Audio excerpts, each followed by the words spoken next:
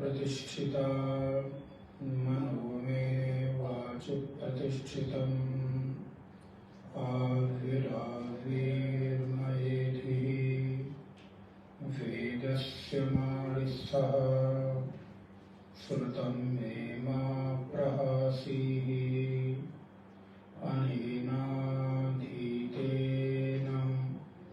अहोरात्रान् सन्दधामि ऋतं वदिष्यामि सत्यं वदिष्यामि तन्मामवतु तद्वक्तारमवतु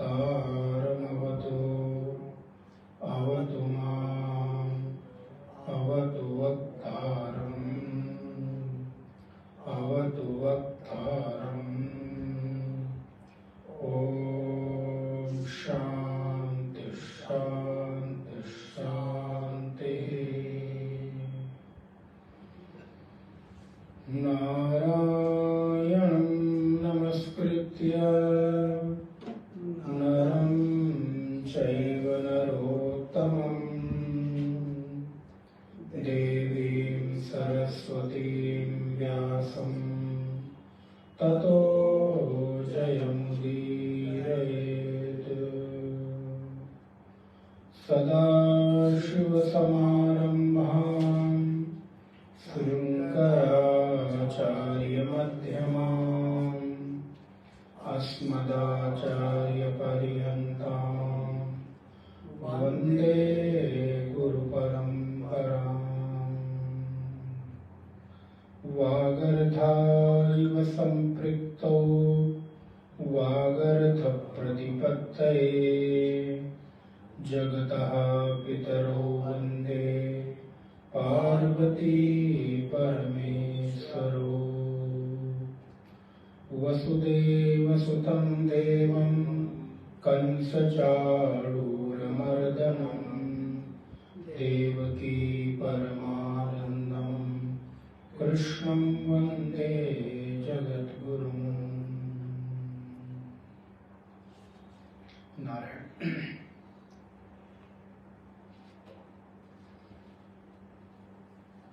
दो बार भगवान का नाम संकीर्तन।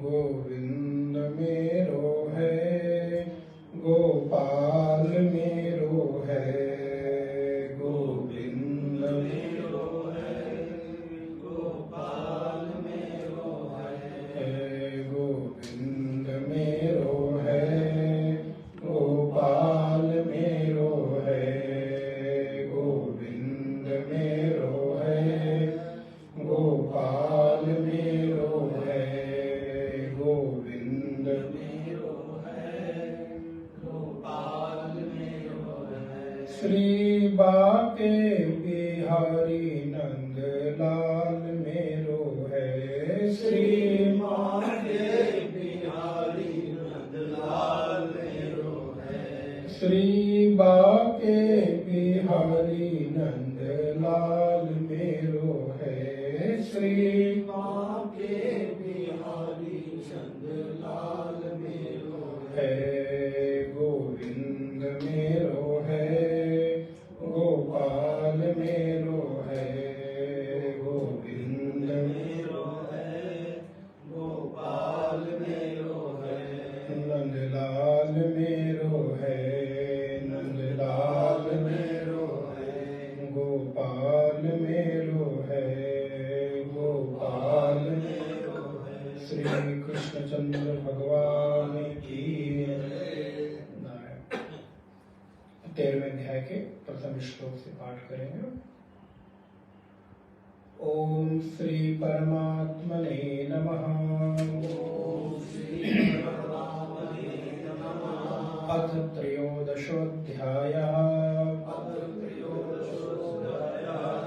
श्री भगवानुवाच इदं शरीरं कौन्तेय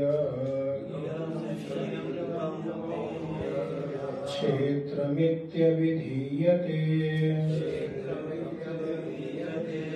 एतद्यो वेत्ति तं प्राहुः क्षेत्रज्ञ इति तद्विदः क्षेत्रज्ञं चापि मां विद्धि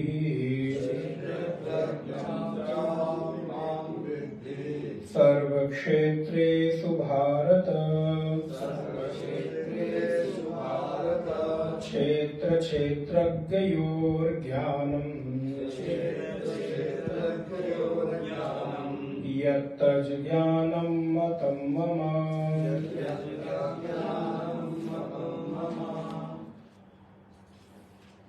तच्क्षेत्रं यच्च यादृक् च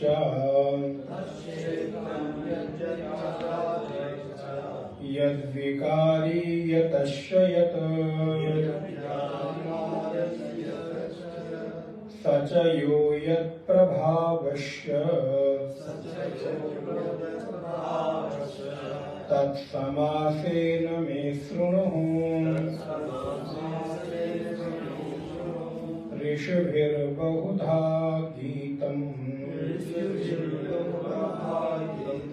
छन्दोभिर्विविधैः पृथक् ब्रह्मसूत्रपदैश्चैव हेतुमद्भिर्विनिश्चितैः महाभूतान्यहङ्कारो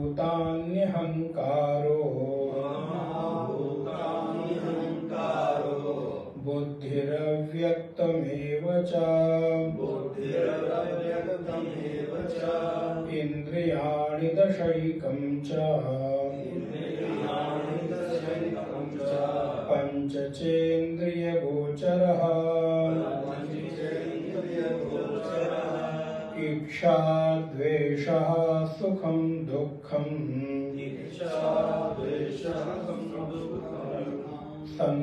संघातश्चेतना धृतिः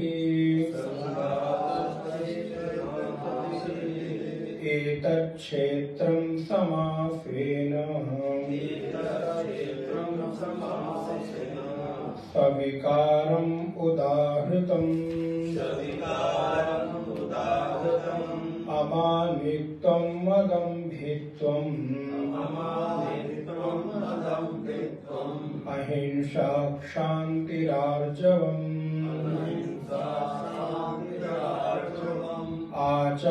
आचार्योपासनं शौचम् स्थैर्यम् आत्मविनिग्रहः इन्द्रियार्थेषु वैराग्यम् अनहङ्कार एव च जन्म मृत्युजरा व्याधिः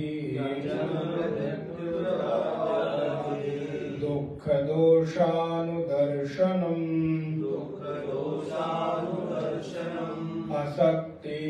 असक्तिरनभिष्वङ्गः पुत्रदारगृहादिषु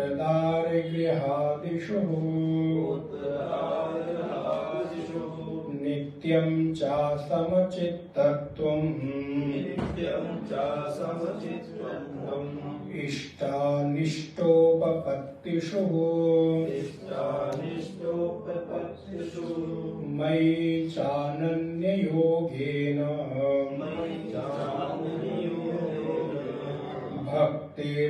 भक्तिरव्यभिचारिणी विविक्तदेशसेवित्वम् अर्तिर्जनसंसदिः अध्यात्मज्ञाननित्यत्वम् तत्त्वज्ञानार्थदर्शनम् एतज्ज्ञानमिति प्रोक्तम् अज्ञानं यदतोऽन्यथः अज्ञानं यदतोऽन्यथः।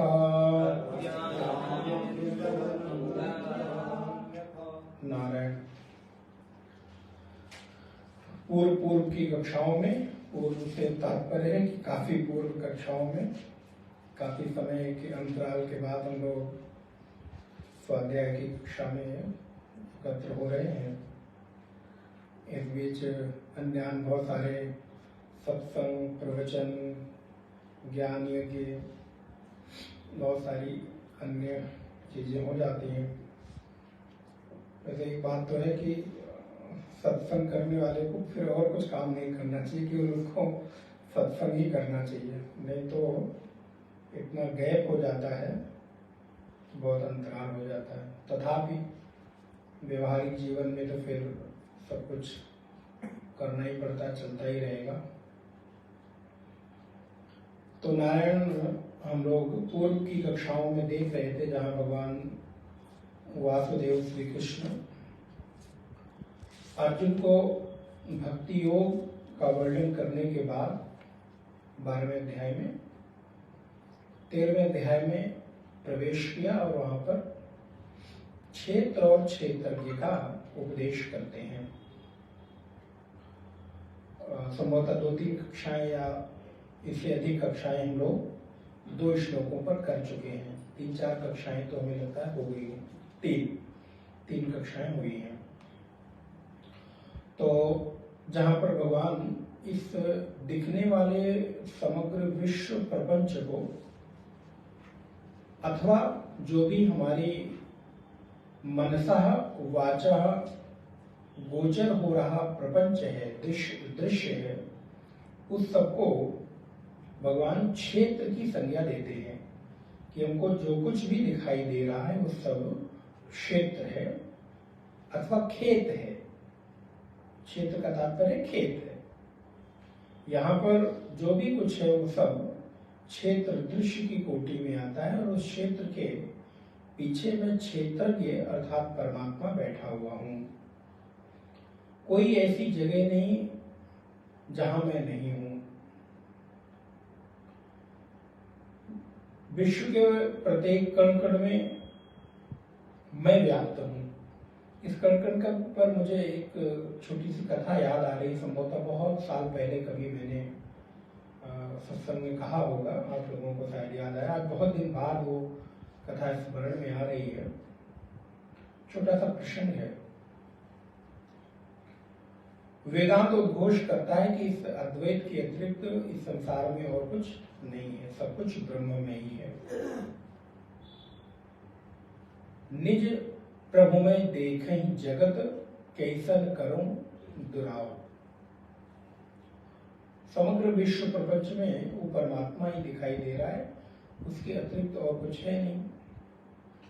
तो नारायण घोषणा हो गई कि सब कुछ विश्व में एकमात्र ब्रह्म ही है।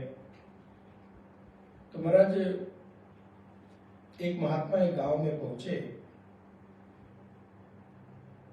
और उन्होंने उस गांव में रहने का निश्चय किया। पहले तो ऐसे ही महात्माओं का जीवन यापन होता था, जीवन निकल जाता था। घूमते घूमते कहीं पहुंच गए, किसी के यहाँ महीने रह लिया, 2 महीना रह लिया, किसी गांव में पहुंच गए 6 महीने रह लिए, फिर आगे चले गए, फिर कहीं कुटिया बनाई और रह लिया। निश्चित नहीं रहता था। तो वो भी एक तरह का बड़ा अच्छा ही जीवन था। तो महाराज महात्मा ने वहां गांव में कुटिया बनाकर नित्य प्रवचन प्रारंभ किया। 1 घंटे आधे घंटे का सत्संग करते थे। दूर दूर तक उनकी ख्याति फैलने लग गई। लोग आने लगे दर्शन के लिए, प्रणाम करने के लिए। महात्मा को लगा हम तो सब छोड़ छाड़ कर यहाँ आए थे, फिर वही सारा का सारा प्रपंच प्रारंभ हो गया। स्वाभाविक है, भक्त आएंगे बैठेंगे तो पहले टाट पट्टी पे बैठेंगे, दरी पे बैठेंगे, फिर लगेगा कि अब कुर्सी भी हो जाए, फिर लगेगा कि पंखा भी लग जाए, ये भी लग जाए, तो धीरे धीरे धीरे धीरे वो विस्तार होने ही लगता है। खैर, तो महात्मा ने उद्घोष किया कि इस विश्व में ब्रह्म ही है, अन्य कुछ नहीं है। अपने प्रवचन का मुख्य आधार यही बनाते थे। तो नारायण एक दिन उस महात्मा को पता चला कि इस गांव से कुछ दूरी पर एक और संत रहते हैं। तो नारायण उनको लगा कि चलो एक संतों का आपस में सत्संग हो जाएगा, तो वो भी गए दर्शन के लिए। और ये भी सच है, महात्मा लोग भी एक दूसरे से मिलते हैं, सत्संग करते हैं। उनको लगता है कि एक किसी दूसरे संत से मिलकर कुछ ना कुछ सीखने को, जानने को मिलता है। तो नारायण बैठ के सत्संग चर्चा होने लगी। दूसरी परंपराओं से, दूसरे मतांतरों के लोगों से मिलना, साधक को मिलते रहना चाहिए। तो उनकी घोषणा थी कि पूरे विश्व में, विश्व के कण कण में ब्रह्म है, परमात्मा है, इसके अतिरिक्त और कोई नहीं है। और उनकी बड़ी लंबी ख्याति, हजारों लाखों लोग उनके दर्शन के लिए, वो एक छोटे साधारण से महात्मा कुटिया बना के रहते थे, उनको कोई जानता भी नहीं था। पहुंचे दर्शन के लिए तो बोले भाई बड़ी सुंदर आपकी ख्याति है, आपका मुख्य दर्शन क्या है? तो उन्होंने कहा ब्रह्म दर्शन, अद्वैत दर्शन, जहां पर कण कण के ब्रह्म ही निवास करता है। तो महात्मा ने बड़ी सुंदर टिप्पणी की। बोले कण कण में ईश्वर है, कण कण में ब्रह्म है, कण कण में परमात्मा है। तो ये तुम अद्वैत की बात करते हो, इसमें तो मुझे तुम्हारे अद्वैत का खंडन दिखाई देता है। बोले वो कैसे? बोले यदि कण कण में ईश्वर है ये बात कहते हो तो इसका मतलब है कि अद्वैत तुम्हारा खंडन हो गया, क्योंकि पहले तुम्हारी दृष्टि में कण आता है, दृश्य आता है, और फिर उसके बाद उस कण में तुम ब्रह्म के होने का अनुभव करते हो, आभास करते हो, ब्रह्म के होने का आरोप करते हो। तो इसका मतलब यहाँ पे द्वैत पहले कण हुआ और उस कण में फिर तो महात्मा की दृष्टि गई। बोले बिल्कुल ठीक है।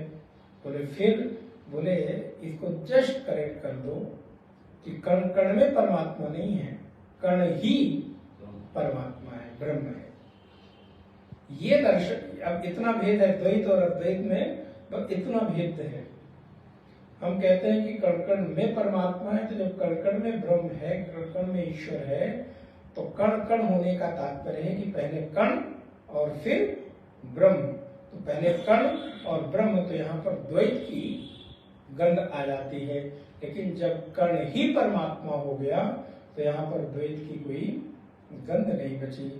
तो उन महात्मा को लगा कि देखो एक छोटी सी साधारण सी कुटिया में रहने वाले संत के माध्यम से हमारे जीवन में कितना बड़ा बदलाव और दर्शन में सुधार हुआ। तो इसलिए जब कृष्ण कहते हैं कि इदम शरीरम कौन्तेय क्षेत्रमित्यभिधीयते एतद्यो वेति तम प्राहुर, बहुत साल पहले कहा, मैंने कहीं पढ़ा था सत्संग में, एक आध बार शायद सत्संग में कभी चर्चा इस कथा की हो, बहुत दिनों बाद याद आई। तो एतद्यो वेति तम प्राहुः क्षेत्रज्ञ इति तद्विदः, और क्षेत्रज्ञम चापि माम विद्धि सर्व क्षेत्रेषु भारत। अर्जुन, एक दो में नहीं बल्कि सभी क्षेत्रों में मैं ही हूं, और यही ज्ञान असल में यथार्थ ज्ञान है। क्षेत्र क्षेत्रज्ञयोर ज्ञानम यत् तज ज्ञानम मतम मम, मेरे दृष्टि में यही ज्ञान है। तो इस पर विस्तृत चर्चा भगवान शंकराचार्य ने पूर्व पक्षी को माध्यम बनाकर किया है, जिसमें संभवतः पिछली एक दो कक्षाओं में हमने इस भाष्य को मोटा देखा था। कहते हैं, एक दो प्रश्न लास्ट के फिर मैं ले लेता हूं। भगवत्पाद शंकराचार्य कहते हैं, आप लोगों के पास शायद नहीं होगा। अविद्या अनर्थ हेतुत्वात्, अविद्या अर्थात बंधन व्यक्ति के जीवन में अनर्थ का हेतु होता है। व्यक्ति के जीवन में कभी भी किसी भी क्षेत्र में जब उसको अज्ञानता होती है तो वो उस क्षेत्र में अनभिज्ञ हो जाता है और उसके अनर्थ का हेतु बनता है। अगर किसी व्यक्ति को अपने जीवन में अनर्थ से बचना है तो उसका तात्पर्य है कि उसको विद्या ग्रहण करनी चाहिए, जिस भी क्षेत्र में हो। तो लिखते हैं अविद्या अनर्थ हेतुत्वात् परिहर्तव्याः स्यात्। अविद्या अनर्थ की हेतु है, इसीलिए उसका त्याग किया जा सकेगा, उसका त्याग किया जाना चाहिए। क्यों? क्योंकि वो हमारे जीवन में अनर्थ लेकर आती है, पतन का कारण बनती है, हमारे जीवन में बंधन का कारण बनती है। यस्य अविद्या सातम परिहरिष्यति, जिसमें अविद्या है वह उसका स्वयं त्याग कर देगा। भगवत्पाद कहते हैं जिसमें अविद्या है, अविद्या किसमें? मुझ में ही है। और जब मुझ में अविद्या है और जब मुझे पता चल जाएगा कि मुझ में अविद्या है तो हम उसका त्याग करेंगे ही करेंगे। तो सबसे पहला अविद्या को दूर करने का प्रथम चरण क्या है कि ये मैं जान जाऊं कि मुझ में अविद्या है, मैं अज्ञानी हूं। अथवा हमें कोई दोष है तो हमारा दोष दूर कैसे होगा? उदाहरण के लिए मान लीजिए मुझ में किसी भी तरह का दोष है, काम क्रोध लोभ मोह का दोष है, हम अधिक लोभी हैं, अधिक कामी हैं, अधिक क्रोधी हैं, कि कुछ भी हैं, तो ये तब तो दूर होगा जब पहले हमको ये पता चल जाए कि मुझ में ये दोष है, पहला चरण। और उसके बाद दूसरा चरण कि मैं स्वीकार कर लूं कि मुझ में ये दोष है। तो किसी चीज की अपने में कमी का होना, पता चलना और उसकी स्वीकृति होना, आप मानिए कि आपने अपने अंदर के उस दोष का आधा निपटारा कर दिया। नहीं तो सबसे बड़ी गलती हम कहाँ करते हैं, अथवा सबसे बड़ा हमारे जीवन में एक तरह से कमी ये रह जाती है कि हम अपने दोष को जान नहीं पाते और जान भी लेते हैं तो स्वीकार नहीं कर पाते। तो कहते हैं यस्य अविद्या सातम परिहरिष्यति, जिसमें अविद्या है उसका परित्याग कर देगा। ननु मामेव अविद्या, तो पूर्व पक्षी कहता है मुझ में ही तो अविद्या है। तो भगवान के आदि गुरु कहते हैं भगवत भाष्यकार, जानासि तरहि अविद्याम तदवंतम च आत्मानम। अगर तुम ये जानते हो कि तुम में अविद्या है तब तो तू अविद्या और उससे युक्त अपने आप को जानता है।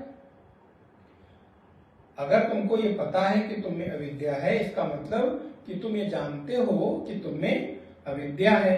ये तो बहुत अच्छी बात हो गई। इसका तात्पर्य है कि तुम उस अविद्या से बाहर निकलने के लिए प्रयत्नशील हो या उस अविद्या से बाहर निकल सकते हो। फिर कहते हैं, पूर्व पक्षी कहता है, जानामि न तो प्रत्यक्षेण, जानता तो हूं लेकिन प्रत्यक्ष रूप से नहीं जानता। तो भगवत्पाद कहते हैं, अनुमानेन चेत जानासि कथम संबंधा ग्रहणम। तुम कह रहे हो कि हम प्रत्यक्ष रूप से हमारे भीतर अज्ञानता विद्या है ये मैं नहीं जानता हूं, तो इसका मतलब अनुमान से जानते हो। तो जब अनुमान से जानते हो तो तुमने किस अनुमान के आधार पे ये जान लिया कि तुम में अविद्या है? जैसे ये अनुमान प्रमाण है। जैसे आप बाहर आए तो बाहर अगर आपने किसी का जूता या चप्पल उतरा हुआ देखा तो उस जूते चप्पल को जब आप पहचानते हैं तो अभी उस व्यक्ति को आपने नहीं देखा कि वो हॉल में बैठा है कि नहीं बैठा है, लेकिन आपने क्या अनुमान कर लिया कि ये लाल रंग का जूता यहां पर उतरा है, इसका मतलब महेश दिनेश सुरेश अंदर बैठे हैं। बोले ये कैसे जाना तुमने? बोले हमने यूं जाना क्योंकि मैंने आज के पहले एक बार नहीं, दो बार नहीं, तीन बार नहीं, कई बार, अनेकों बार ऐसा पादुका पहना, ऐसे जूते पहने, ऐसे चप्पलें पहनी, अमुक व्यक्ति को देखा, तो हमने क्या किया, अमुक व्यक्ति के साथ उस पादुका का संबंध स्थापित कर दिया। तो अब मैं जहां जहां भी जब जब भी उस पादुका को देखूंगा तो मैं समझ जाऊंगा कि अमुक व्यक्ति वहां पर है। लेकिन अब अगर आपने इसी को अनुमान को सच मान लिया तो हो सकता है कि कभी आप धोखा खा जाए, क्योंकि अनुमान प्रमाण आपका हमेशा सही हो जरूरी नहीं। हो सकता है कि रमेश, महेश, दिनेश आए हों और वो यहां से जाते समय अपना चप्पल पहन कर जाना भूल गए हों, तो चप्पल तो यहां उतरी है लेकिन अमुक व्यक्ति यहां पर नहीं है। और आप बाहर से ही देखकर अनुमान करने को व्यक्ति बैठा है और कदाचित वो चप्पल पहनने वाला व्यक्ति आपका शत्रु हो, तो आप कहेंगे वो अंदर बैठे हैं तो हम, और ऐसा होता ही है कई बार। आप कहीं जाइए, ऑफिस में गए या कहीं बाहर गए, कहीं गए, देख लेते हैं कि अगर ये व्यक्ति हमारा बैठा हो, हमारी इससे अनुकूलता नहीं बनती, तो आप वहां से बिना अपना काम किए लौट आते, हम बाद में आते, थोड़ी देर बाद आते हैं। तो हर जगह आपका अनुमान प्रमाण सही हो ऐसा उचित नहीं है। तो भगवत्पाद कहते हैं जानासी, तुम जानते हो कि तुम्हें विद्या है। अच्छा, जानते हो तो कैसे जानते हो? बोले अनुमायन चेत जानासी कथम संबंध ग्रहणम। जानता तो हूं, यदि तुम अनुमान से जानते हो कि तुम्हें अविद्या है तो इसका संबंध कहां से ग्रहण किया? तुमने ये कैसे जान लिया कि तुम्हें अविद्या है? न ही तो ज्ञातु ज्ञेय भूतया अविद्या तत्काले संबंधो ग्रहीतुम शक्यते। क्योंकि जब तुमने अविद्या को अनुमान से जानने के काल में तुम ज्ञाता और ज्ञेय के संबंध को ग्रहण कर रहे थे, तब जो ज्ञाता का विषय था उसका तुमने उपयोग किया, क्योंकि तुमने अपनी अविद्या के द्वारा, जब शास्त्रों में बताया गया है कि हर जगह ब्रह्म विद्यमान है, पूरे जगत के कण कण की सत्ता वही है, तो तुमको ये अनुभव नहीं होता है। तो जब तुमको ये अनुभव नहीं होता तो इसका मतलब तुम में अविद्या है। तुमने इस आधार पर अनुमान कर लिया कि मैं अज्ञानी हूं, तो अज्ञानता के कारण ही आज शास्त्र जो उपदेश कर रहे हैं कि कण कण की सत्ता परमात्मा ही है, वो तुम्हें अनुभव में नहीं हो रहा है। तो अनुभव में नहीं हो रहा है इसका मतलब मुझमें अविद्या है। तो जब तुम ऐसा जानते हो तो न च ज्ञातुः अविद्या च संबंधस्य योग ग्रहीता ज्ञानम च अन्यत् तद विषयम संभवति अनवस्था प्राप्ते है। बोले यदि इस आधार पर तुम अपने आप को अज्ञानी मानते हो तो ये उचित नहीं है। क्यों? क्योंकि ज्ञाता और अविद्या के संबंध को जो ग्रहण करने वाला है, अगर ऐसा मानोगे तो ये तो अनवस्था दोष हो जाएगा। जब किसी के द्वारा जान लोगे तो वहां पहुंचने के बाद फिर कहोगे इसका ज्ञान हमको कैसे हुआ, फिर वहां पहुंचोगे तो फिर इसका कैसे हुआ, तो ये तो फिर एक चक्र चलता चला जाएगा। फिर तुमको अनवस्था दोष की प्राप्ति हो जाएगी, तुम कहीं पहुंचोगे नहीं। इसलिए न च ज्ञातु अविद्या च संबंधस्य योग ग्रहीता यदि ज्ञाता अपि ज्ञेय संबंधो ज्ञायेत अन्यो ज्ञातः कल्प्यः स्यात् तस्य अपि अन्यः तस्या अपि अन्यः इति अनवस्था अपि अपरिहार्या। ऐसे तो ये बार बार अनवस्था दोष आती जाएगी जिसका परिहार करना संभव नहीं होगा, अर्थात जिसको समाप्त कर पाना संभव नहीं होगा। यदि पुनः अविद्या ज्ञेय अन्यद्वा, परंतु अविद्या हो अथवा कुछ और ज्ञेय हो, ज्ञेयम ज्ञेयम एव तथा ज्ञाता अपि ज्ञाता एव। बोले ज्ञेय ज्ञेय है, ज्ञाता ज्ञाता है, न ज्ञेय न ज्ञेयम भवति तदा च एवं अविद्या दुःखितादेयी न ज्ञातो क्षेत्रज्ञस्य कंचित दुष्यति। बोले इससे अविद्या को कोई प्रभाव नहीं पड़ेगा, इससे क्षेत्रज्ञ को कुछ भी दूषित नहीं होगा, इससे तुमको ही प्रभाव पड़ेगा। इस प्रकार के जान लेने से कि तुमको आज अनुभव में नहीं आ रहा है इसलिए मैं अज्ञानी हूं, इससे क्षेत्रज्ञ को कोई प्रभाव नहीं पड़ने वाला, क्योंकि वो तो अपनी जगह पर स्थिति है। इससे तुमको दोष लगेगा, इसलिए तुम आज से इस बात को अपने चित्त से निकाल दो कि तुम्हारे भीतर किसी भी तरह की अज्ञानता है, जिस अज्ञानता का कोई परिहार नहीं हो सकता। तुम में कभी भी किसी भी तरह का कोई अज्ञान था ही नहीं, हो ही नहीं सकता है। बस आज आत्मा के और तुम्हारे बीच में एक अवरोध आ जाने के कारण तुमको ये लगता है कि तुम्हारी आत्मा में अज्ञानता है। असल में आत्मा कभी भी अज्ञानी हो नहीं सकती, हो ही नहीं सकती, क्योंकि आत्मा में ज्ञान अज्ञान दोनों ही कभी चिपक नहीं सकते। आत्मा तो इन दोनों से सर्वथा परे है। इसलिए फिर पूर्व पक्षी कहता है, ननु अयतु एव दोषो यद दोषत्व क्षेत्र विज्ञातृत्वम, यदि उसका दोष है वह दोष युक्त क्षेत्र का ज्ञाता है। वो बात कहते हैं भैया तुम समझ लो एक बार, न विज्ञान स्वरूप से, क्योंकि आत्मा विज्ञान स्वरूप है, तो विज्ञान स्वरूप हो जाने के कारण विज्ञान स्वरूप से एव अविक्रियस्य विज्ञातृत्वोपचारात् तथा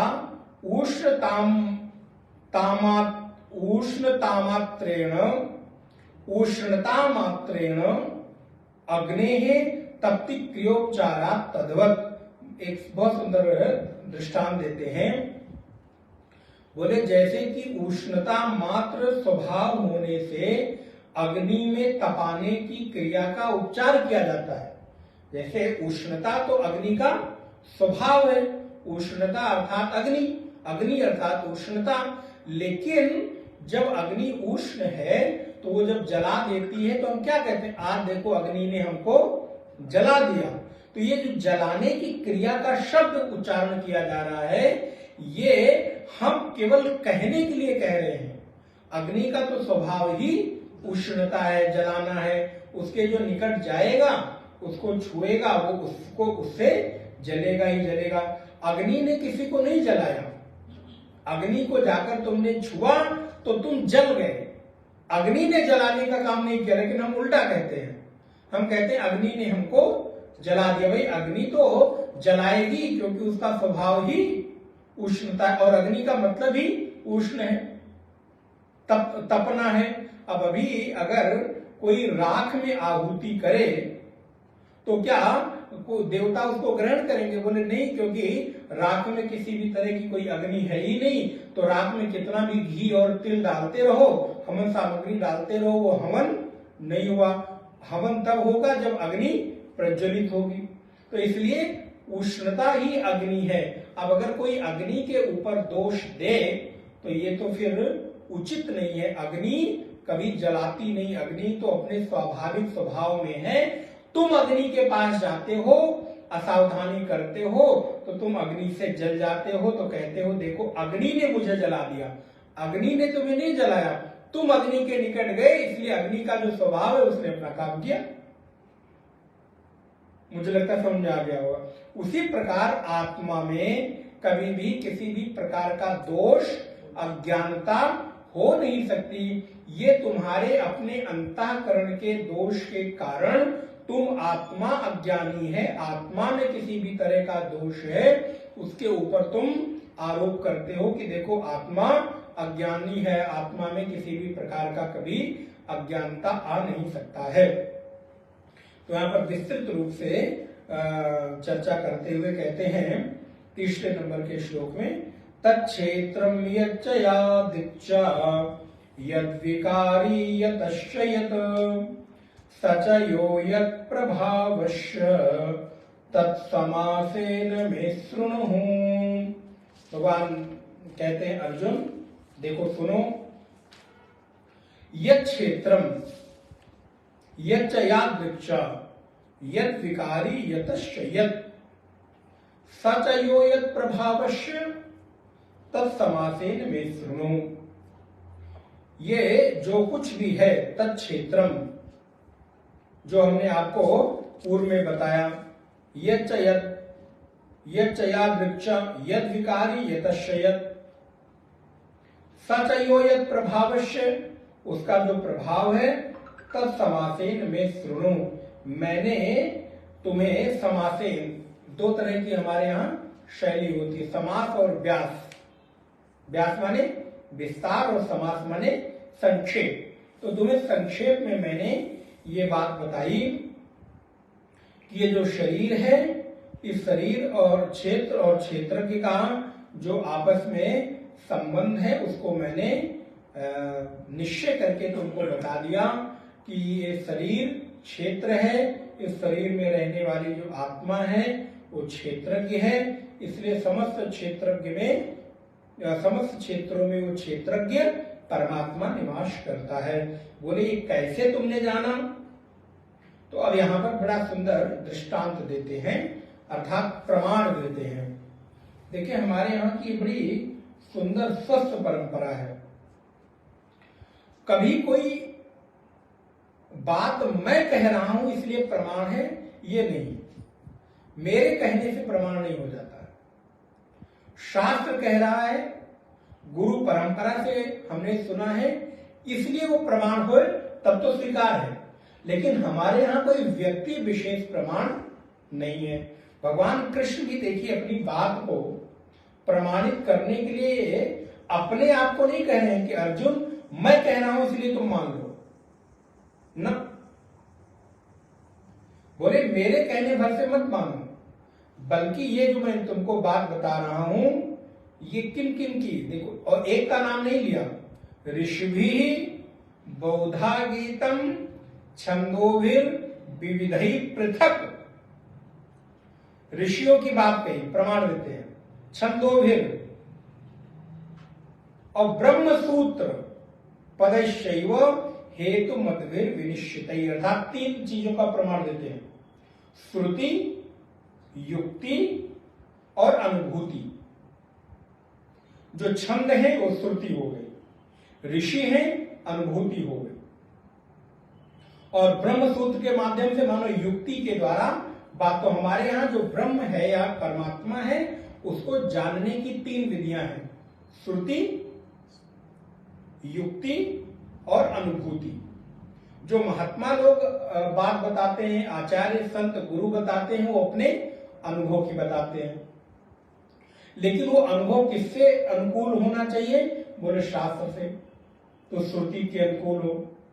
तो भगवान कृष्ण अपनी बात को प्रमाणित करने के लिए कहते हैं कि अर्जुन ये जो तुमको मैंने बातें बताई, ये मैं अपने मन से नहीं बता रहा हूं, इसको मैंने ऋषियों से सुना है। देखो भगवान को क्या जरूरत है कहने की,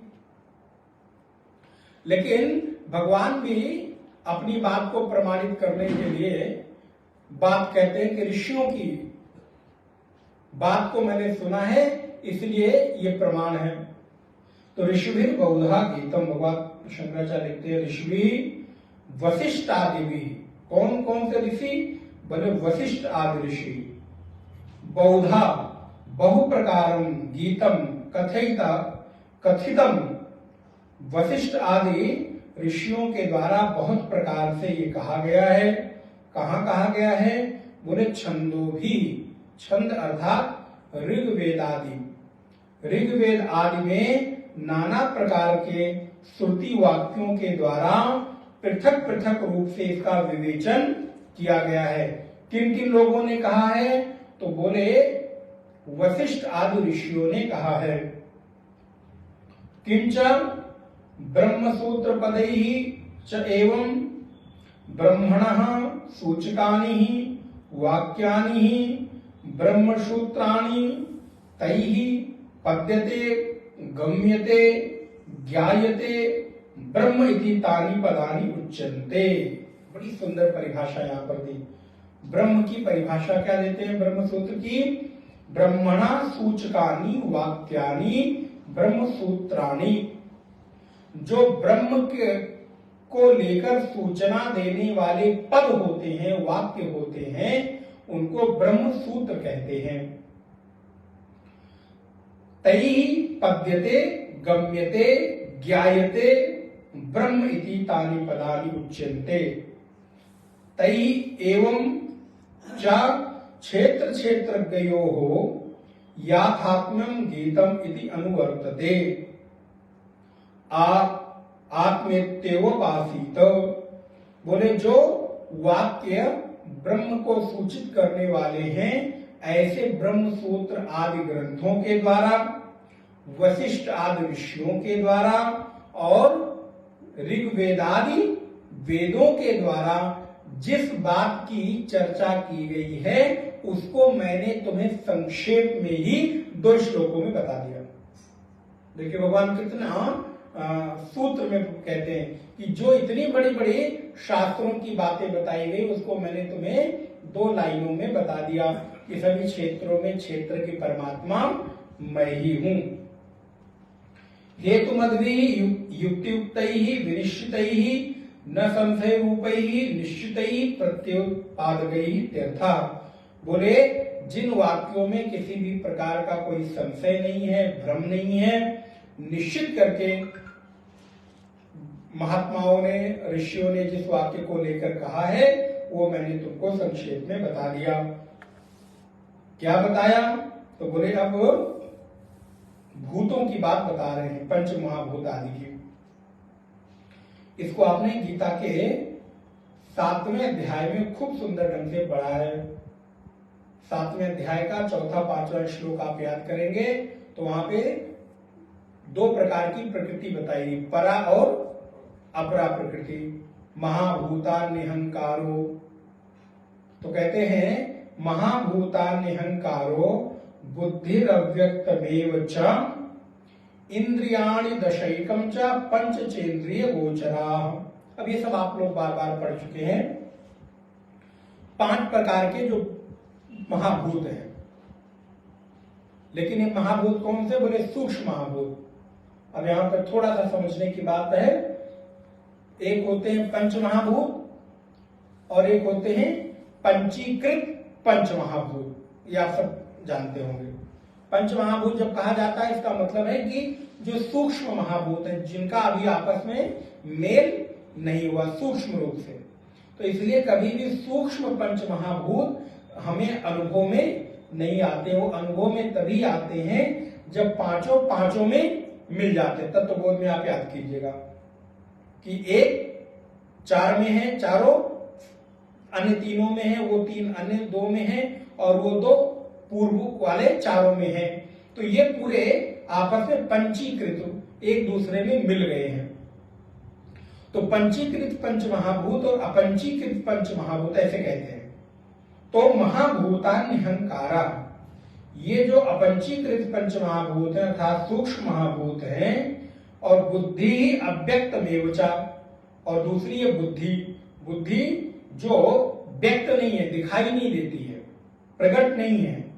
और इंद्रियाणि दशैकम, इंद्रियां कितनी हैं? बोले 10, पंच ज्ञानेन्द्रियां और पंच कर्मेंद्रिया।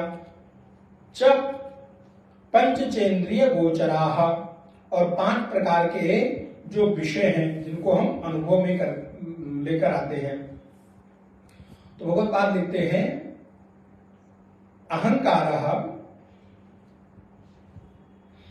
महाभूत कारणम अहम प्रत्यय लक्षणः अहंकार कारणम बुद्धि अध्यवसाय लक्षणः तत्कारणम अव्यक्तम एव च न व्यक्तम अव्यक्तम आप्याकृतम ईश्वर शक्ति मम माया दुरत्ययः। भगवान ने पीछे क्या कहा है? अर्जुन अगर कोई माया से पार पाना चाहता है तो वो मुझे पकड़ ले, क्योंकि मम माया दुरत्ययः, मेरी माया बड़ी कठिन है। लेकिन कठिन है इसका मतलब कोई पार नहीं पाता? बोले नहीं, जो मुझे पकड़ लेता है वो सहजता में मेरी माया से पार हो जाता है। लेकिन है बड़ी कठिन, माया से पार पाना थोड़ा कठिन है। तो कहते एव शब्दः प्रकृति अवधारणार्थ एतावती एव अष्टधा भिन्ना प्रकृति। 8 प्रकार की प्रकृति का वर्णन किया गया, अष्टधा प्रकृति। शब्दों भेदा समुच्चयार्था इंद्रियाणि 10 श्रोत्रियाणि श्रोत्रादीनि 5 प्रकार के श्रोत्रादि ज्ञानेन्द्रियां। बुद्धि उत्पादकत्वात् बुद्धिन्द्रियाणि वाक्यान्यादीनि 5 कर्म निवर्तकत्वात् कर्मेन्द्रियाणि तानि 10। तो 5 प्रकार की ज्ञानेन्द्रियां और 5 प्रकार की कर्मेंद्रियां। और 11वां क्या है? बोले मन। किंचा तद एकादशम संकल्पद्यात्मकम पंचचेन्द्रिय गोचराः शब्दादयो विषयाः तानि एतानि संख्याः 24 तत्वानि आचक्षते। इस प्रकार 24 प्रकार के तत्व हो गए। अब आप जोड़ लीजिए, 5 महाभूत, बुद्धि 6 हो गए, 10 प्रकार की इंद्रियां कितने हो गए? 16, और 5 प्रकार के विषय 21, और 3 मन, बुद्धि, चित्त और अहंकार। तो ये प्रकार, मतलब मन तो ऊपर ले लिया, और चित्त, बुद्धि और अहंकार, ये 24 तत्व हो गए। तो कुल मिलाकर हमारे यहाँ ये 24 तत्वों की अवधारणा बताई गई। महाभूतान्यहंकारो बुद्धिरव्यक्तमेव च इंद्रियाणि दशैकम च पंचचेन्द्रिय गोचरा। तो मोटा मोटी 5 ज्ञानेन्द्रियां, 5 कर्मेंद्रियां, 5 विषय, 5 महाभूत 20 हो गए, और 4 मन, बुद्धि, चित्त और अहंकार, ये 24 हो गए। 24 तत्वानि आचक्षते। इच्छा द्वेषा, अब और अन्य विषयों को गिनाते हैं। इच्छा द्वेषा सुखम दुखम संघातश्चेतना धृति एतत् क्षेत्रम समासेन सविकारम उदाहृतम। देखिए, पूर्व में तो भगवान ने बिल्कुल 2 श्लोकों में सिद्धांत बता दिया।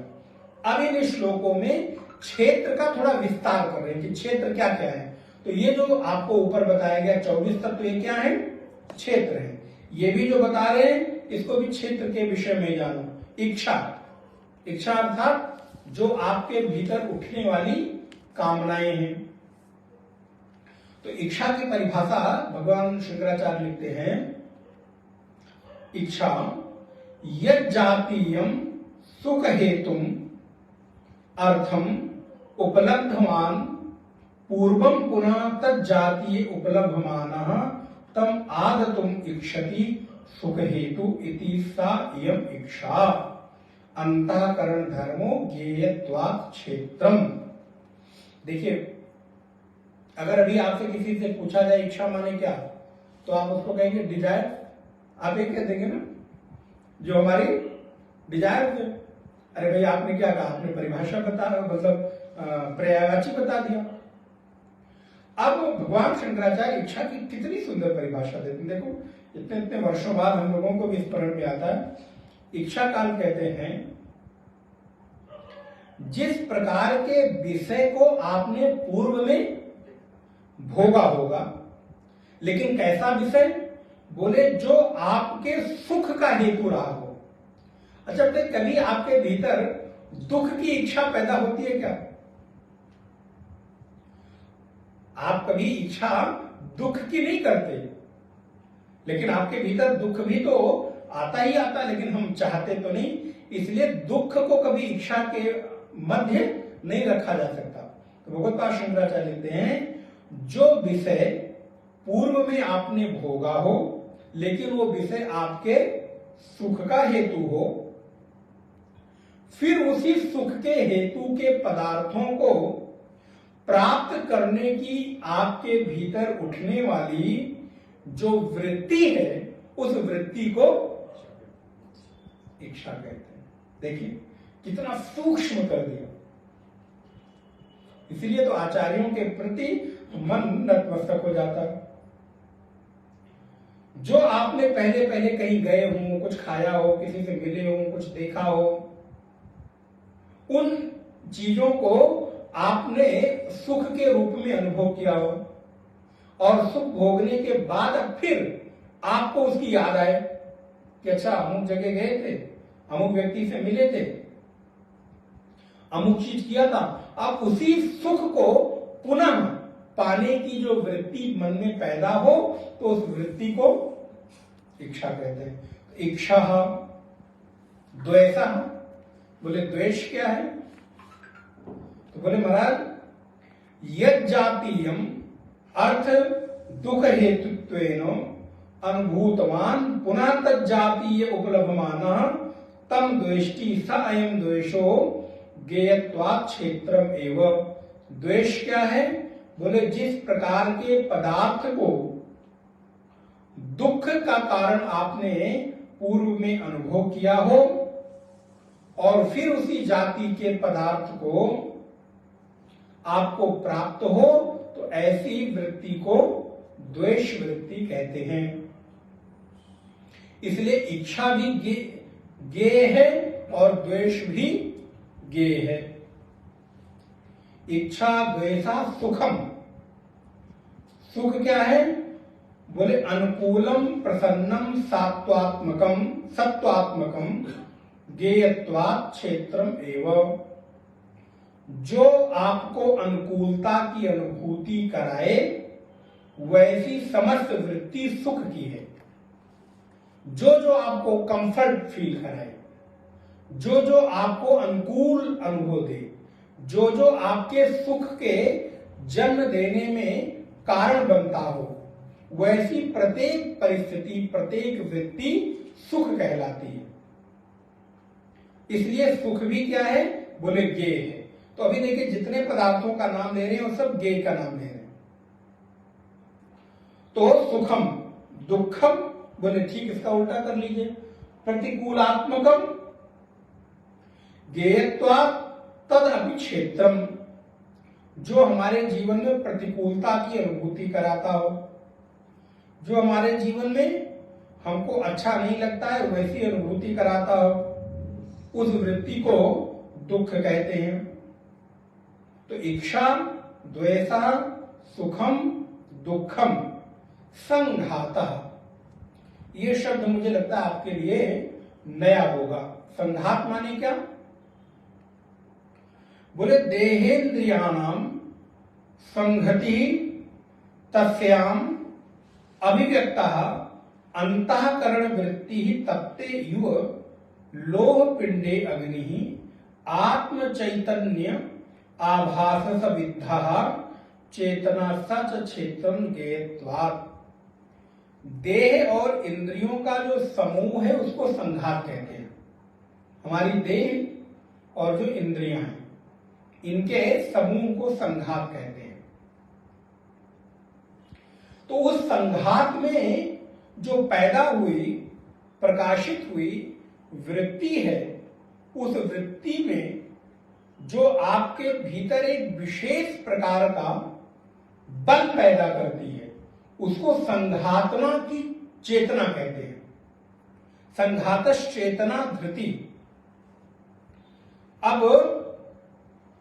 कहते हैं जैसे अग्नि से प्रज्वलित लोह पिंड की भांति आत्म चैतन्य के आभास रूप से व्याप्त है, वह चेतना भी ज्ञेय होने के कारण क्षेत्र ही है। अब इसका उदाहरण ऐसे समझें, संघात की जो धृति है वो आपके भीतर सारे बल और ऊर्जा को खत्म हो जाने के बाद भी भीतर एक जो विशेष प्रकार का ऊर्जा बची रहती है उसको संघातना धृति कहते हैं।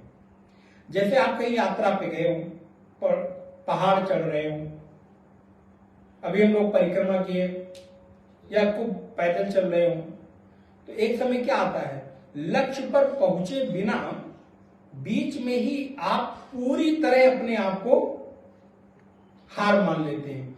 अब तो मेरे से नहीं होने वाला। क्या कहते हैं? अब महाराज एक कदम नहीं चल सकते और आप बैठ जाते हैं, नहीं चल सकते। लेकिन समग्र हार मान लेने के बाद भी जब आपको कोई कहता नहीं सामने ही तो है, बस आधा किलोमीटर चलो लक्ष्य पहुंच जाएगा। तो जब आपके शरीर ने, आपकी इंद्रियों ने अपने आप को सरेंडर कर दिया, हार मान लिया, उसके बाद भी आपके भीतर एक जो विशेष प्रकार की चेतना बची रह गई, जो आपको आपके लक्ष्य तक पहुंचाने में प्रेरित करती है, उस विशेष बल को चेतना धृति कहते हैं। संघातश चेतना धृति, जो आपको समग्र हार मान लेने के बाद भी भीतर एक कहीं कोई चेतना बची रहती है, बल बचा रहता है और वो आपको प्रेरित करती है। और ये आप देखिए, आप सबके साथ ऐसा होता है, हम लोगों के साथ होता है। बोले महाराज जब एक कदम नहीं चला जा रहा है, एक कदम नहीं चला जाएगा, लेकिन उसके बाद भी जैसे ही आपको दिखाई देता है कि लक्ष्य तो सामने है, आपके भीतर एक कोई ऊर्जा आ जाती है और पुनः ये शरीर जो निर्जीव सा हो गया था, ये शरीर जिसके भीतर प्राण नहीं बचे थे, वो शरीर जीवंत तो हो उठता है। तो उस जो बल को चेतना धृति कहते हैं। तो यहां पर कहते हैं यया अवसाद प्राप्तानि देहेन्द्रियाणि ध्रियन्ते, शरीर के समग्र प्रकार से अवसाद प्राप्त हो जाने के बाद भी शरीर को धारण करने वाले बल को चेतना धृति कहते हैं। लेकिन ये भी क्या है? बोले गेयत्वा क्षेत्रम, ये भी गेय है। क्यों? क्योंकि इसको भी हम जान रहे हैं, तो जानने के कारण गेय है और इसलिए ये भी क्षेत्र की संज्ञा में आता है। तो ये सारी चीजें क्षेत्र हैं। इच्छा द्वेषा सुखम दुखम संघातश चेतना धृति। अब कहते हैं सर्वांतःकरण धर्मोपलक्षणार्थम इच्छादि ग्रहणम यद उक्तम तद उपसंहरति एतत् क्षेत्रम समासेन सविकारम सह विकारेण महदादिनः उदाहृतम उक्तम यस्य क्षेत्र भेद ज्ञातस्य संहति इदं शरीरम क्षेत्रम इति उक्तम तत्क्षेत्रम व्याख्यातम महाभूतादि भेद भिन्नम धृत्यंतम। तो ये सारा तुमको अर्जुन मैंने बता दिया। अधुना तो तज ज्ञान साधन गणम अमानित्वादि लक्षणम यस्मिन् सति तज ज्ञेय विज्ञाने योग्यः अधिकृतो भवति यत्परः सन्यासी ज्ञान निष्ठा उच्यते तम अमानित्वादि गणम ज्ञान साधनत्वाद ज्ञान शब्दवाच्यम विदधाति भगवान। अब आगे 7वें श्लोक से जिन विषयों को ग्रहण करके जिस चीज को अपने भीतर धारण करके कोई साधारण व्यक्ति सन्यासी की संज्ञा को प्राप्त हो जाता है, अब अर्जुन मैं तुम्हें उसे बताने जा रहा हूं। अर्थात जो अभी तक हमने तुम्हें क्षेत्र का विषय बताया, तो इस क्षेत्र में होने वाला जो क्षेत्र के परमात्मा है, उस क्षेत्रज्ञ की अनुभूति कैसे होगी? बोले उस क्षेत्रज्ञ की अनुभूति किसी सन्यास की अवस्था में स्थित सन्यासी को ही हो सकती है। तो जिन वृत्तियों को धारण करके कोई साधारण व्यक्ति सन्यासी की कैटेगरी में या सन्यासी की संज्ञा को प्राप्त करता है, उन गुणों का वर्णन भगवान करने जा रहे हैं। बोले वो क्या है? तो बोले 7वें श्लोक से लेकर 11वें श्लोक तक लगभग 11वें श्लोक तक भगवान ने कुछ गुणों का वर्णन किया है, जिसको प्राप्त करके या जिसको धारण करके व्यक्ति सन्यासी हो सकता है। उसके लिए किसी विशेष प्रकार के अन्य चीजों की आवश्यकता नहीं, बल्कि इन प्रकार के गुणों की आवश्यकता होती है। तो वो क्या है? तो बोले पहले श्लोक में 9 प्रकार के गुण बताए हैं। अब आप अपने आप को साधक मानते हैं, अपने आप को जिज्ञासु मानते हैं, तो इन गुणों के साथ अपने आप को थोड़ा थोड़ा मिलाते चलिएगा कि हमारे भीतर किन किन प्रकार के गुण हैं तो कितने हैं, ये भी बहुत जरूरी है। बोले महाराज मेरे में ये गुण तो है, लेकिन कितना? बोले 1%। बोले महाराज सच बोलता हूं। बोले कितने? बोले दिन भर में 100 झूठ में 1 सच बोल देता हूं और बाकी 99 झूठ बोलता रहता हूं। बोले नहीं, गुण है तो, लेकिन कितने हैं उसकी आवश्यकता है। गोस्वामी जी ने बड़ी सुंदर बात कही है, सब में लख बिरले पाई। होते तो सब में है, लेकिन बिरले लोग उसको देख पाते हैं कि मुझ में गुण अवगुण क्या है। गुण अवगुण उर सब में रही। सभी के उर में, सभी के हृदय में गुण अवगुण रहते हैं, लेकिन लखी बिरले पाही। कोई बिरले बिरले व्यक्ति ही उसको देख पाते हैं। तो सबसे पहला गुण क्या बताया भगवान ने किसी साधक सन्यासी में, किसी जिज्ञासु में? बोले अमानित्वम। अभी महाराज पहला ही गुण इतना कठिन है, इतना बड़ा वाला भगवान ने बता दिया कि हमें लगता है इसी को धारण करने में पूरा जीवन निकल जाए। अमानित्वम। बोले अमानित्वम माने? बोले मानिनो भावः मानित्वम आत्मना श्लाघनम तद भाव अमानित्वम। मैं अपने आप को कुछ मानता हूं, मानी का भाव, अपने आप को कुछ मानना। तो मानी का भाव अर्थात अपने आप में कुछ बड़प्पन, कुछ श्रेष्ठता, कुछ उत्कृष्टता प्रकट करना, मानना, ये मानित्व है। लेकिन जिसके भीतर इसका अभाव हो जाए वो अमानी है। अब महाराज इसको और थोड़ा सा विस्तार करें, इसी गुण पर थोड़ी चर्चा करें। मानित्व माने मीयते इति मानम। आज हम अपने आप को क्या मापते हैं?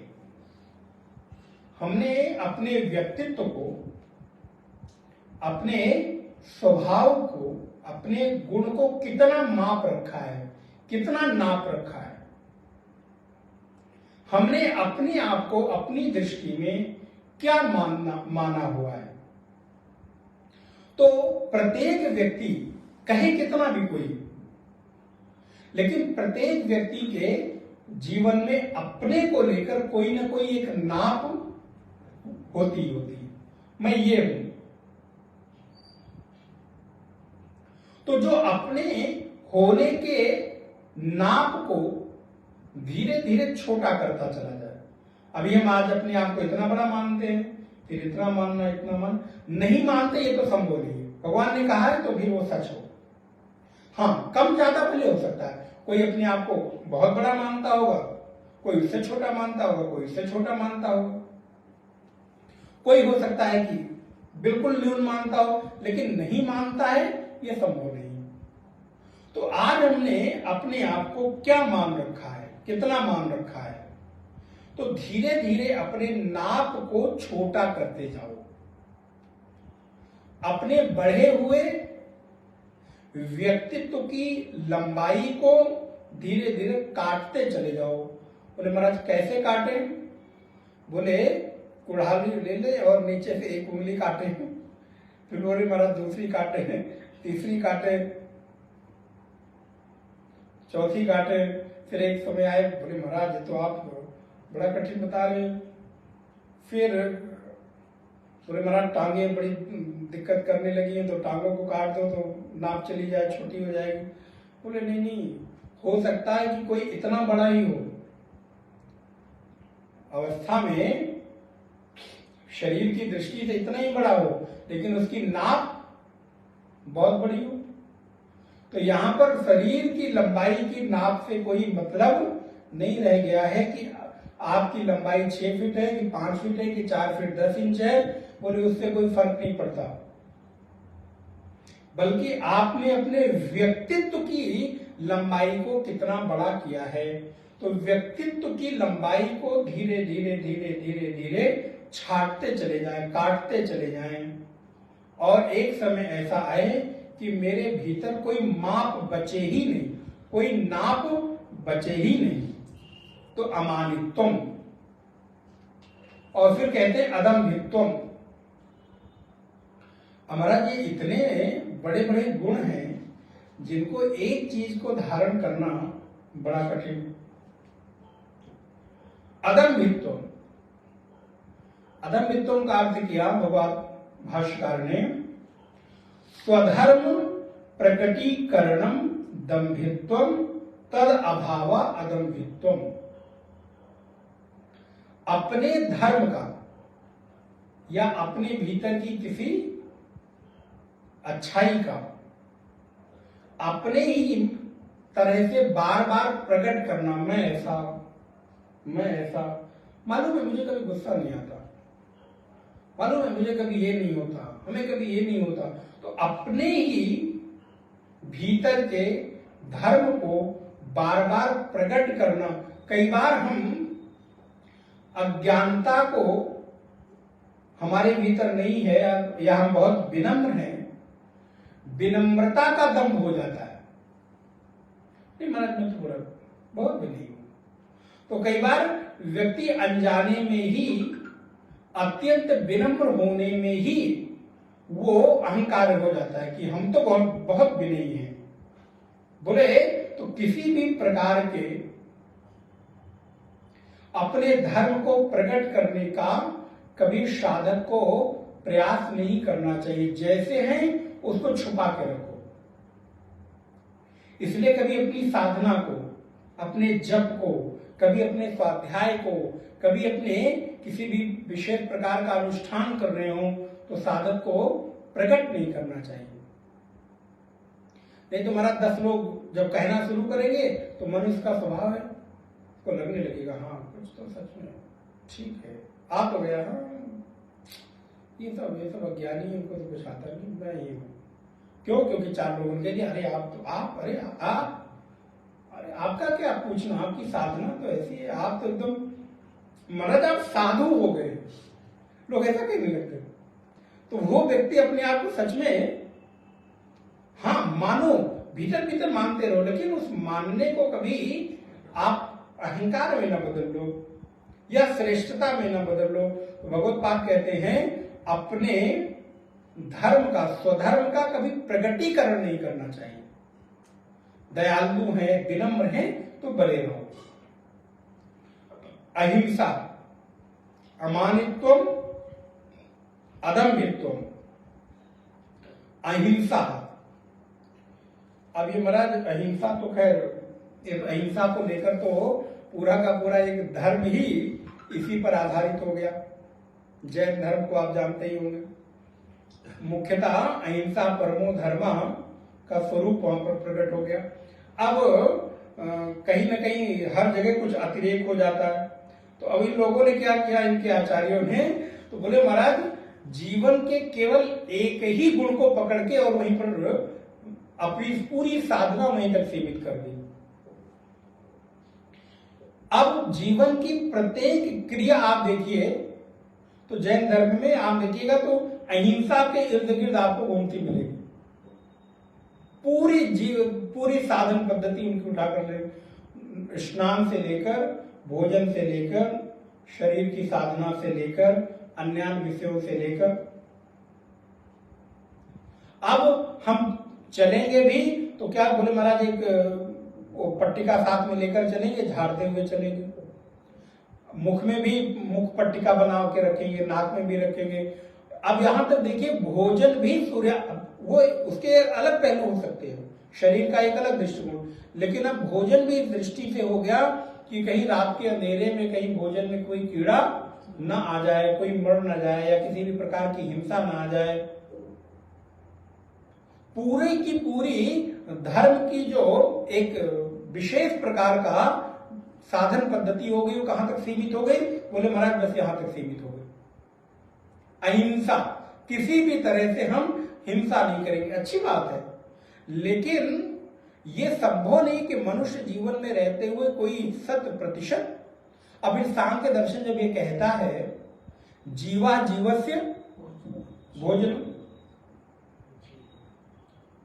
कहीं ना कहीं प्रत्येक सृष्टि एक दूसरे पर प्राणी आश्रित है।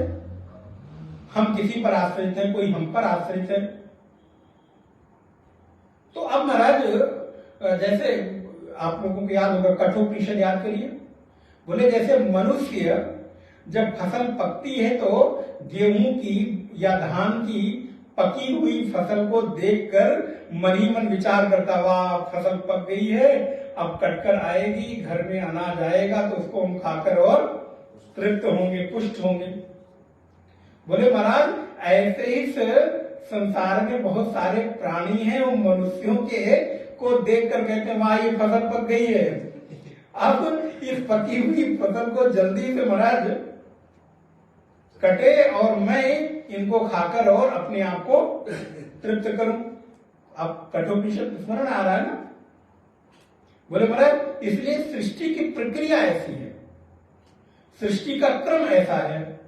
तो अहिंसा परमो धर्म, ये सच है, अहिंसा हमारा परम धर्म है, लेकिन कभी भी केवल इतना अतिरेक कर देना कि वहीं तक अपने आप को सीमित कर देना, बोले फिर हम अन्य चीजें भूल ही गए।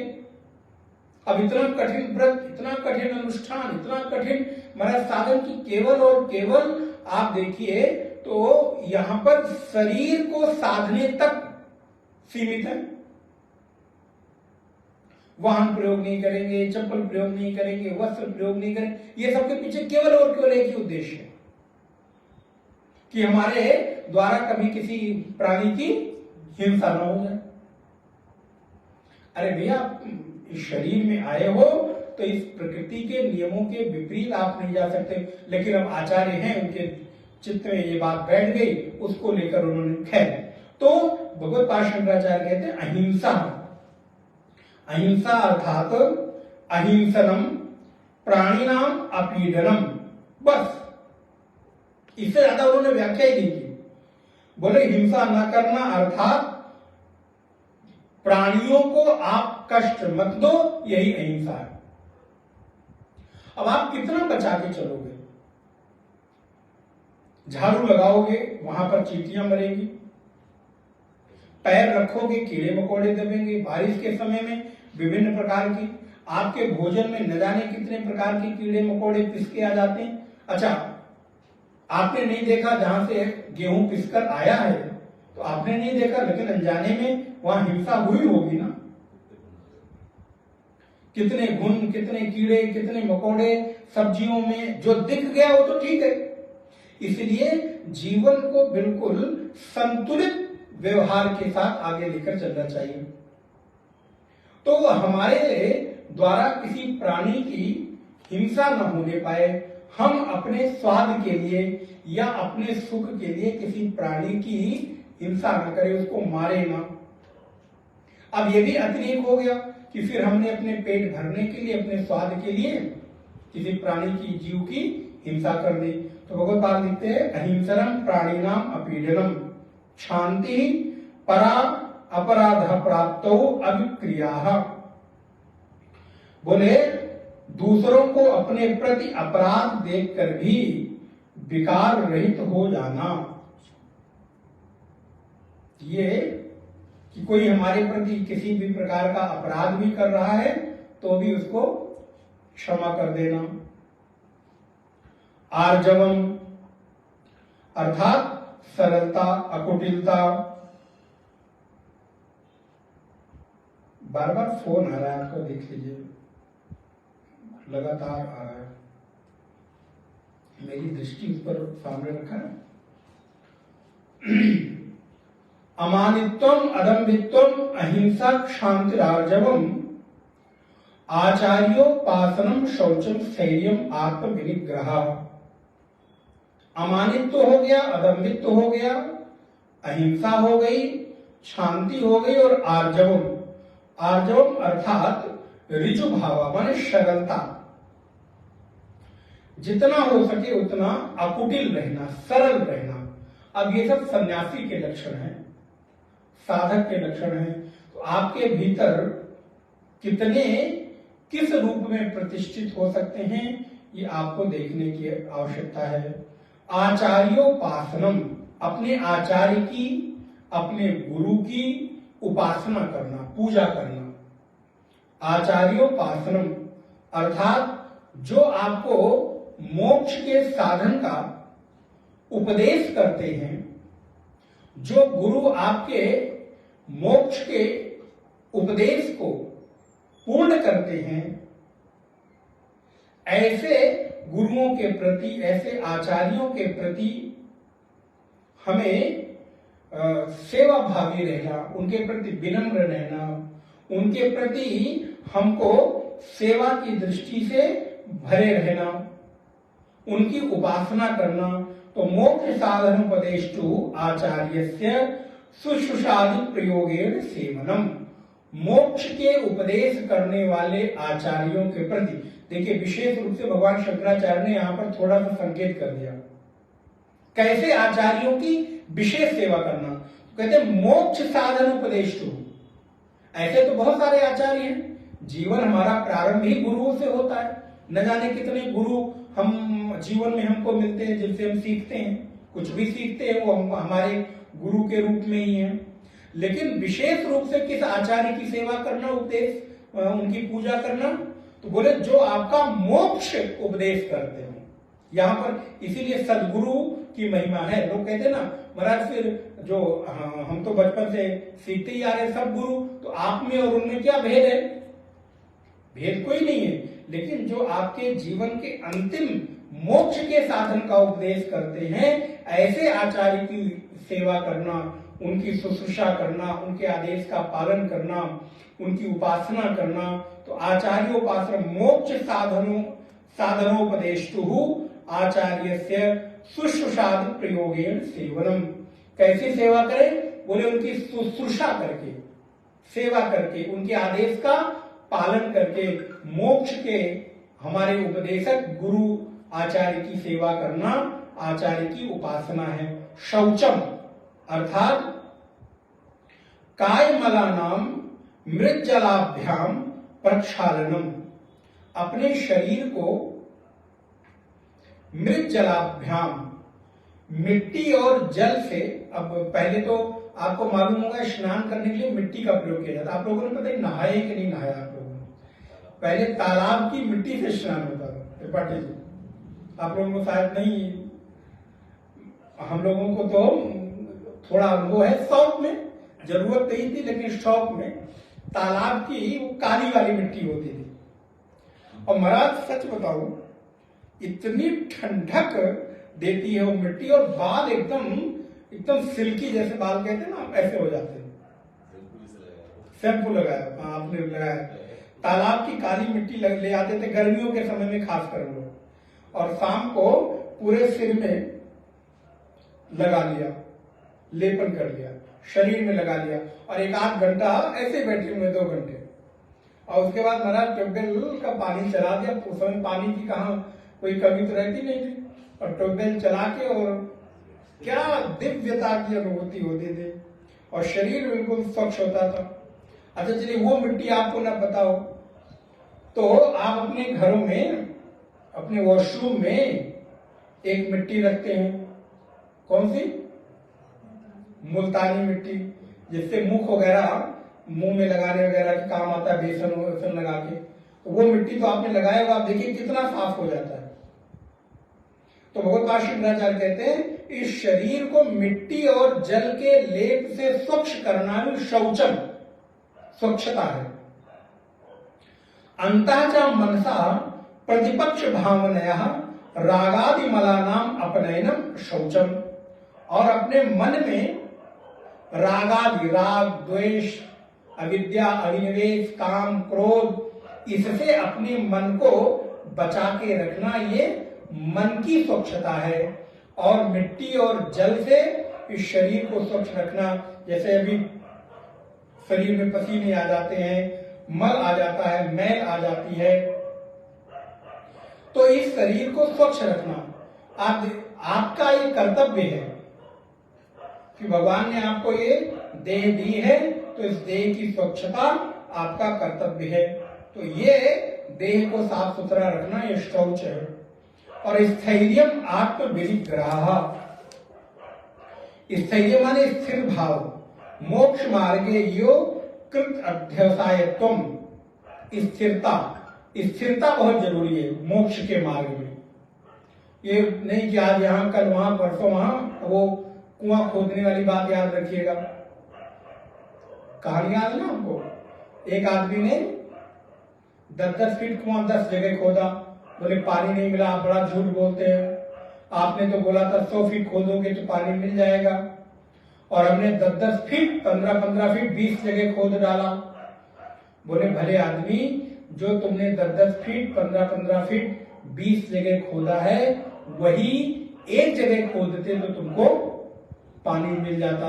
इसलिए धीरे धीरे धीरे धीरे रे मां धीरे सब कुछ होय, माली सींचे 100 घड़ा, ऋतु आए फल होय। इसलिए धर्म के मार्ग पर, अध्यात्म के मार्ग पर स्थिरता बहुत जरूरी है। यहां जल्दी कुछ नहीं होता। हमारे सारे आचार्य तो किसी चीज के अनुष्ठान के लिए बोले 12 साल, महाराज बोले 12 साल के पहले कोई चीज सिद्धि नहीं होती। पढ़ाई बोले 12 साल करो, मौन बोले 12 साल करो। आप उपनिषदों की कहानियां पढ़िए, वो ऋषि के यहाँ गए ज्ञान प्राप्त करने, तो महात्मा ने कहा जाओ गाय चराओ। बोले कितने साल गाय चले? बोले 12 साल गाय चरा के आओ तो तुमको उपनिषद पढ़ाएंगे। बोले महाराज यहाँ तो कहते हैं पहले दिन से आओ तुमको उपनिषद पढ़ाना शुरू कर दे। अच्छा फिर लौट के आए, फिर बात नहीं बने, बोले फिर जाओ 12 साल पढ़ा चरा के आओ गाय, तब तुमको उपदेश करेंगे। और महाराज शिष्यों में भी इतनी निष्ठा होती थी, चले गए। गुरु ने कहा ठीक है, क्या करना है, और कुछ करना ही नहीं, आए मोक्ष के लिए, गाय ही चराएंगे। 12 साल गाय चराने में बिता दिया, क्योंकि जीवन में और कुछ लक्ष्य ही नहीं, करना ही नहीं है। तो जो गुरु ने कहा बस बोले ठीक है। लेकिन हाँ, वो 12 वर्ष गाय चराने में ही वो सिद्ध हो जाते थे, परिपक्व हो जाते थे। तो इसलिए महाराज बोले स्थिरता बहुत जरूरी है। एक दिन में कुछ प्राप्त नहीं होता, धीरे धीरे धीरे धीरे धीरे बैठने सीखने आना चाहिए।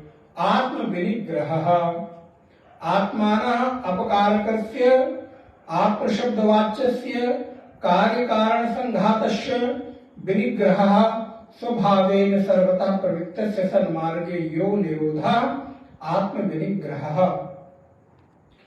आत्मा का अपकार करने वाले, आत्म शब्द से कहे जाने वाले जो कार्य कारण संघात रूप या शरीर है, इसका निग्रह करना, स्वाभाविक प्रवृत्ति से हटकर सन्मार्ग में नियुक्त करना ही आत्म विनिग्रह है। अर्थात जो आत्मा की प्राप्ति में चीजें बाधक हैं उनसे हटकर, और जो आत्मा की प्राप्ति में साधक चीजें हैं उनको इस और प्रवृत्त करना आत्म विनिग्रह है। तो इसलिए अमानित्वम, अदम्भित्वम, अहिंसा, क्षांतिरार्जवम, आचार्योपासनम, शौचम, स्थैर्यम, आत्म विनिग्रह। श्री कृष्ण गोविंद हरे मुरारे, हे नाथ नारायण वासुदेव। श्री कृष्ण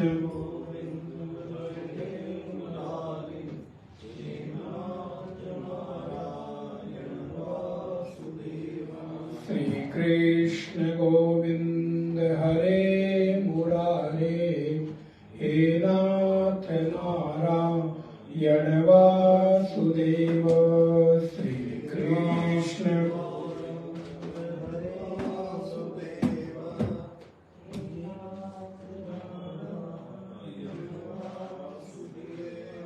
श्री कृष्ण गोविंद हरे मुरारे, हे नाथ नारायण वासुदेव। श्री कृष्ण गोविंद हरे मुरारे, हे नाथ नारायण वासुदेव।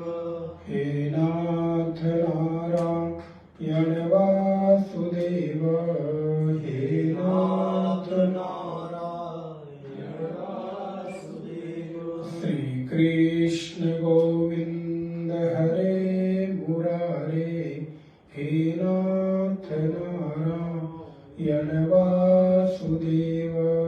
श्री कृष्ण गोविंद हरे मुरारे, हे नाथ नारायण वासुदेव। श्री कृष्णचंद्र भगवान की जय। ओम पूर्णमदः पूर्णमिदं पूर्णात् पूर्णमुदच्यते, पूर्णस्य पूर्णमादाय पूर्णमेवावशिष्यते। ओम शांति शांति शांति। हरि ओम। श्री गुरुभ्यो नमः। हरि ओम।